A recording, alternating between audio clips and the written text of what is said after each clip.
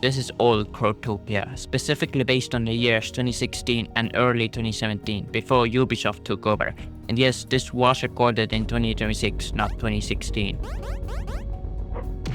It's this server that has gone popular recently that's trying to bring back the good old days, but is it any good? Well, you already saw the thumbnail. I gave it a 8.5 out of 10. People usually give the final result at the end of the video, but I'm doing it differently. I'll give the rating first and then explain the reasoning behind it.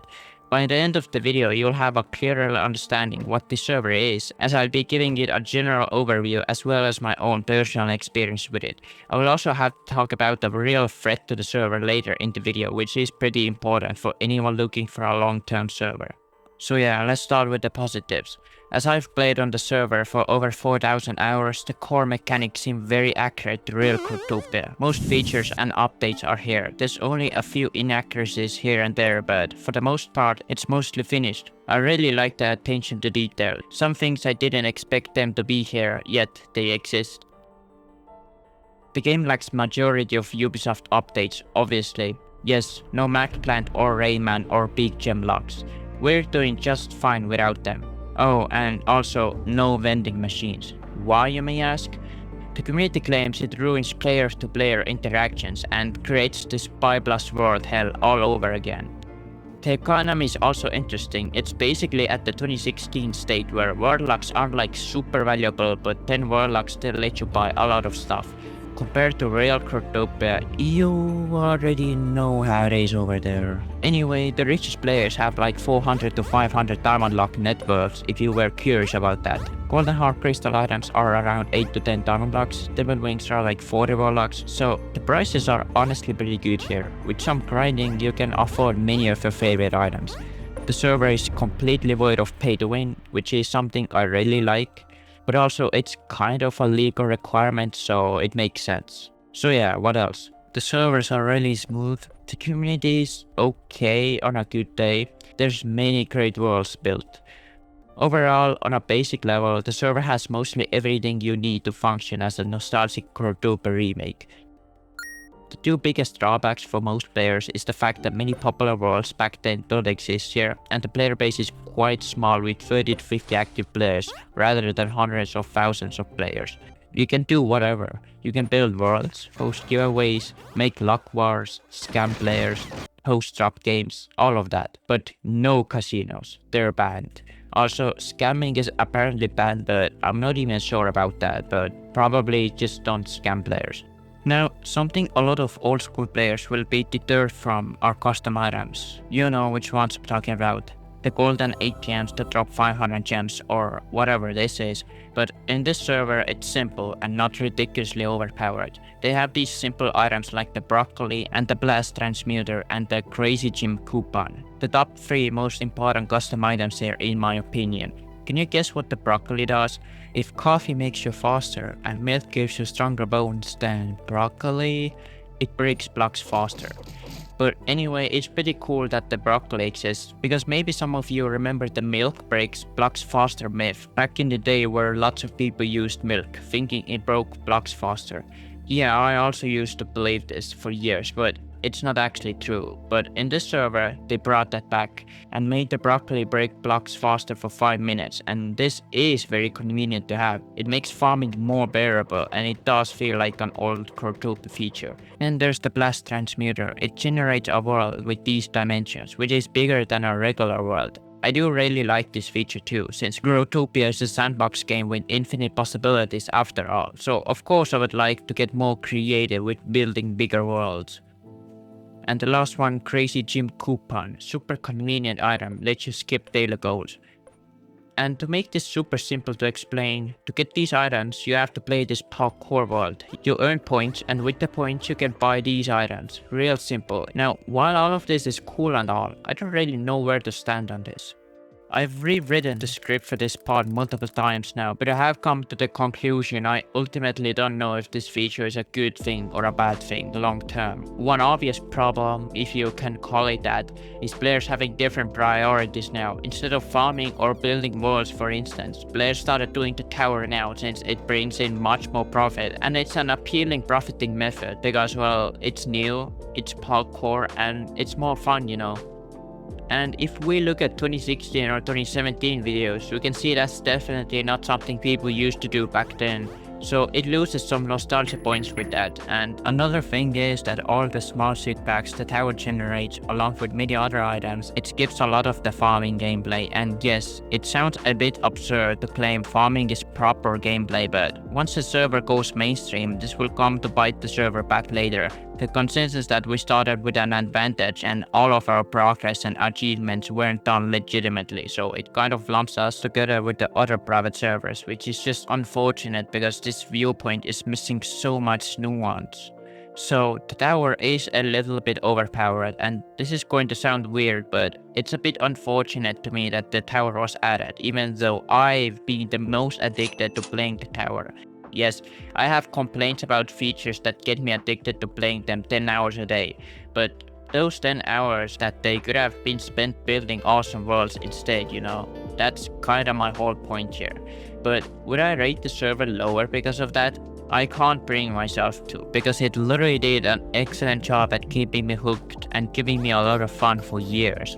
So in my view, it's not necessarily a bad thing to have. The only negative consequence really is the bad image for the server, and it doesn't defeat the purpose of old school. It is actually a really fitting feature for an old school server, making parkour one of the core aspects of profiting, which probably wasn't the thing in real Growtopia because of all the hackers.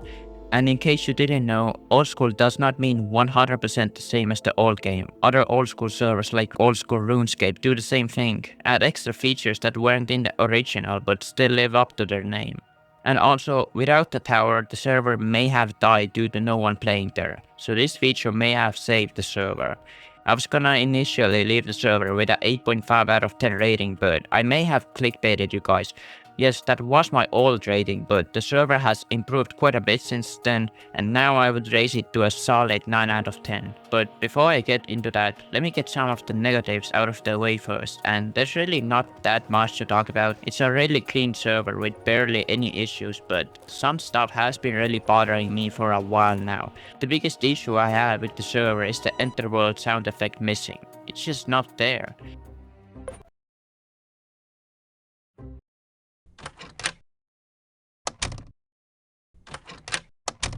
And in the worst case scenario, it's replaced with the clothing switch sound effect. You don't understand how incredibly annoying this bug has been for the past 2 years of playing here. Another issue I have is the bug where an effect wears off, it disables your double jumping ability while you're in the air. It messes me up sometimes, and every time there's some hardcore giveaway, it leaves me concerned to think, what if I have some effect that will screw over my jumps?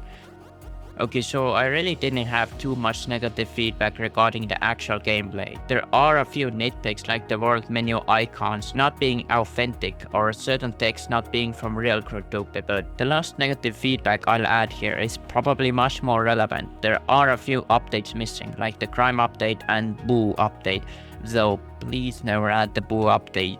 Please. Now I will have to talk about the actual big problem, something that is possibly a real threat to the server. It's the fear of the duplication glitches. When it comes to duplication glitches, in real Growtopia, the exploiters will usually get caught quite quickly, and even if it goes under radar for a while, there is still a large team behind the game, so they're able to track down all the duplicated items and remove them. But when it comes to this server, there is only one main developer who's going to have time to deal with this. We even have a real example of this. There was a dupe going on where 3 players were doing it, by doing some combining items exploit. They went undetected for weeks until one of them snitched and they all got suspended. Then it took the developer a while to trace all the items and fix the economy. But what if the third player didn't snitch, or if he was doing it alone? Maybe this would have gone undetected for months and would have been impossible to fix, causing irreversible damage to the economy. Who knows how the server owner is going to deal with this when the server has 100 players online instead of just 30. This is something that is important to mention if I wanted to give a fair review, but only the developer himself knows the true scope of the problem. I'm just saying it from my perspective. So these are some trade-offs you're gonna have to deal with when playing on the server. Now onto the game chasing features that raised my rating from 8.5 to 9. the quality of life features. It's basically like enhancing the gameplay with features that should have been in the real game. I didn't realize how much this made the gameplay experience better, and now I can't go back anymore. So first, of course, the frames per second bypass. It makes the gameplay so much smoother, and parkour becomes much easier, though however this is technically cheating since this was never possible in real Growtopia, but I don't care anymore. Seriously, I can't go back to 60 FPS anymore. Then this interesting feature that always centers the camera to the player, which is pretty cool. Then this night mode title screen, which just looks so beautiful. Ever wanted to build a world but you constantly had to click outside the game to the image and then back inside the game just to place down 2 blocks? Well, no more, since with the world overlay feature, you don't have to do any of that anymore. It makes the world building so much easier. And I can't not mention the instant menu buttons appearing mod. Dude, I finally don't have to wait 4 seconds to see which world I have to go to every time. It's just instant.